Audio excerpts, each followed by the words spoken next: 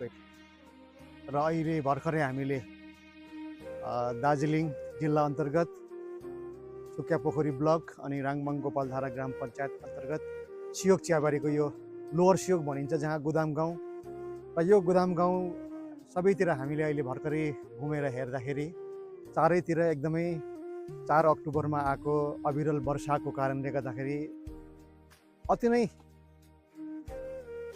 एकदमै अधिक मात्रामा यो बाढी पहिरोले क्षति पुर्याएको छ, जसमा चाहिँ हामीले हेऱ्यौँ लगभग 7-8 वटा घरहरू चाहिँ एकदमै छैन रहेछ, नामो निशानै छैन रहेछ। बिचराहरू रातको त्यो अन्धकारमा आफ्नो ज्यानमाल सँगसँगै आफ्नो बालबच्चाहरू साथमा लिएर निस्किनु चाहिँ धन्न ईश्वरको कृपाले उहाँहरू सबै बाँचेका छन्। भनेदेखि आफूले कमाएको धनले जति पनि घर निर्माणहरू गरेका थिए, बारी खेतीहरू थियो, त्यो केही छैन, खालि ढुङ्गाइ मात्रै छ अहिले। र यस्तो विध्वंसकारी एउटा प्राकृतिक प्रकोपले गर्दाखेरि उहाँहरू एकदमै आकाशको मुनि सुत्न बाध्य बनेको रहेछ। र त्यसले गर्दाखेरि हामीले देख्यौँ अहिले चारैतिरबाट यहाँनिर सहयोगहरू गर्दै ती हाम्रा पहिरो पीडित मानिसहरूलाई चाहिँ सबैले सहयोग गर्दै, कसैले लुगाफाटाहरू, कसैले खानेकुरोहरू, कसैले रुपियाँ पैसा दिएर उहाँहरूलाई फेरि उठाउने प्रयास गरिरहेका छन्।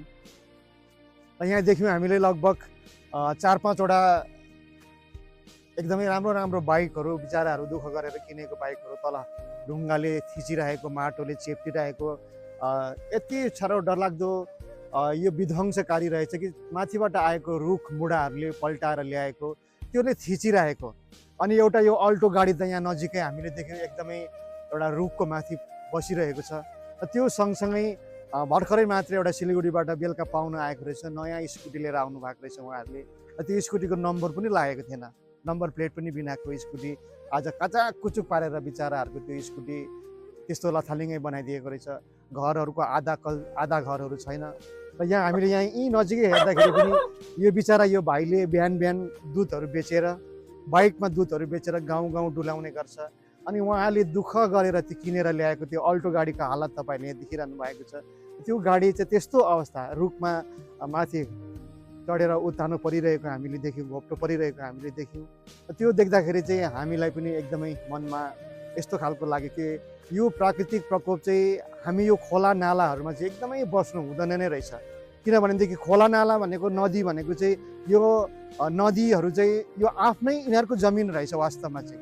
र त्यसले गर्दाखेरि हामी सबैलाई आह्वान पनि गर्छौँ, हाम्रो दार्जिलिङ भेगमा पनि धेरै यसरी हाम्रो खोला नालाहरूमा अहिले होमस्टेहरू बनेर थुप्रै होमस्टेहरूबाट कमाइ त भइरहेको छ। वास्तवमा यो जमिनहरू चाहिँ वास्तवमा नदीलाई नै छोडिदिनु पर्ने रहेछ, नदीकै बाटो रहेछ यो।